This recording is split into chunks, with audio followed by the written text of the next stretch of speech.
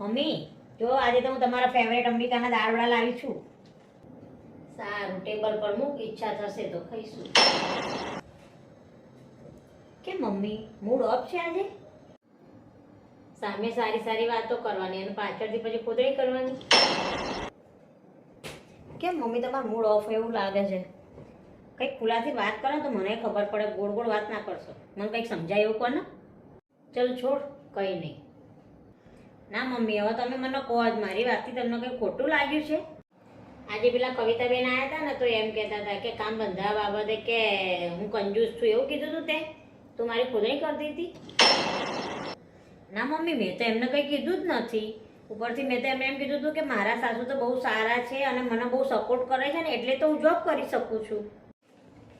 અરે મમ્મી, તમે એમની વાત ક્યાં સાંભળો છો? એમની તો આદત જ છે આવી ખોદણી કરવાની, એટલે તો મેં એમની સાથે વોકિંગ કરવાનું બંધ કરી દીધું. કારણ કે હું વોકિંગ કરવા જાઉં ને ત્યારે તમારી જ ખોદણી આગી પાછી કરતા હતા આવી. મેં વળી પેલી કવિતાની વાતમાં આવી અને તારી પર ખોટો આક્ષેપ કર્યો. મને માફ કરી દેજે હો, મારી ભૂલ થઈ ગઈ. મને કંઈ ખોટું નથી લાગ્યું. મમ્મી તમે તો મોટા છો, તમે મને કંઈ પણ હોય કહી શકો છો.